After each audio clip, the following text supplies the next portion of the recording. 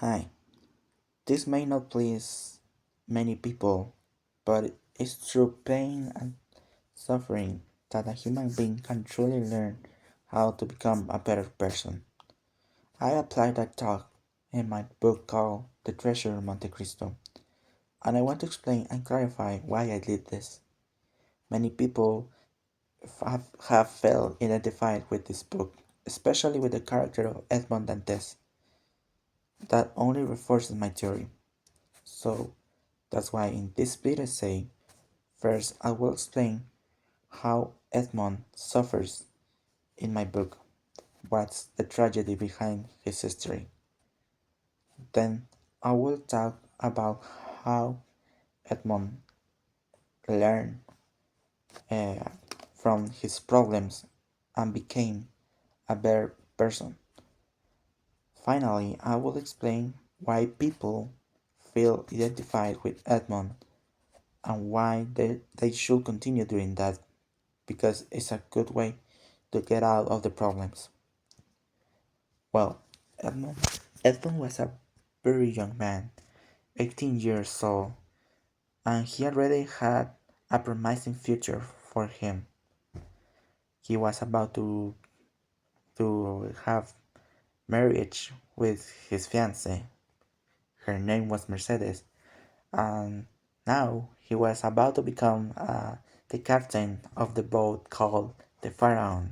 It was a really bright future for him, a lot of money and success. But there are always people that are going to feel jealous about everything you are going to do, and that happened to Edmond.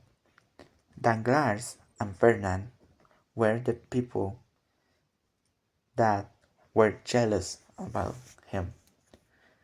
Danglars was jealous because Edmond was about to become the captain of the Pharaoh, but Danglars wanted to be the captain. So that's why he was angry. And Fernand was angry because he wanted to marry Mercedes, but Mercedes rejected him because she was already compromised with Edmond because they were about to marry in a couple of days. So that's why they were very angry with Edmond. So that's why they planned a really bad plan to take revenge and make Edmond suffer. That's why they accused him to the police that Edmond was a Bonapartist agent. That was a really big crime in that epoch. So the police took him and arrested him. So he he was a guilty person now. No proof, no other thing that just an accusation. And he had an alibi, but the the Mr. Beaufort didn't want to take that alibi. He just arrested Edmond and that's it. And he spent like 15 years in prison in the castle of Eve without lights, a very poor quality of food, and completely alone. That's why Edmund was suffering a lot and he wanted to die. He wanted to end his suffering by dying and or killing himself. And but he didn't want it to do at the end. Why? Well, I will explain.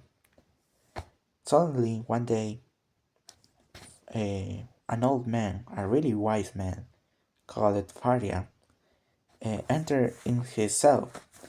How? Well, he managed to create a hole in the wall because Faria was trying to escape, but he made bad calculations and he ended in Edmond's cell. So, well, they became a really good friends, Edmond and Faria. And that's the thing, Edmond decided to talk with Faria and learn from his knowledge. he asked Faria to teach him different languages like Italian, or to know different subjects like maths or physics. So he spent all that years with Faria learning and becoming a very wise man just as Faria was. That's how he managed to be a really better version of himself. Now he was a little bit old, but wiser than before, with a lot of experience and with a lot of, knowledge. So he decided to escape the castle after Faria's death. And that's the part that I want to talk about in my book. Many people felt identified with this uh, character because they felt the same feelings that Edmond once felt. That's good. Many people suffer uh, every day, every year, in every moment. You can pass through a different experience and maybe you don't know how to react. But just as Edmond did, you have to search for opportunities that are hidden inside the tragedy. You can learn, you can avoid the new things that are coming to you, the bad things, and accept the good things that are coming to your life. You can become wiser and you can uh, escape for that reality to be a better person. That's why, uh, thanks to Faria, thanks to Faria's information, he managed to get out of the castle of Eve and found the treasure of Monte Cristo, a really big treasure that was hiding in that rock island. So that's a really good success history, and you have to pay attention to that. I recommend you to follow the example of Edmond. I write, I have written Edmond to be a good example of a human being normal life.